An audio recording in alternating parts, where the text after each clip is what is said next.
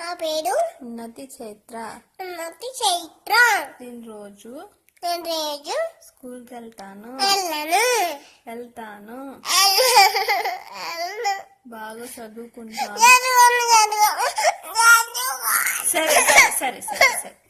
ఇంట్లోనే ఆడుకుంటాను. స్కూల్కి వెళ్ళను. అమ్మని బాగా తింటాను. స్కూల్కి మాత్రం వెళ్ళను.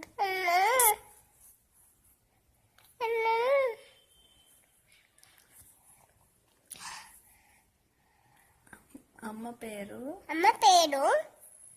లిలిమా. నాన్న పేరు డాడీ. నాన్నమ్మ పేరు నానమ్మ. తాతయ్య పేరు బీబిడంతో తీయం.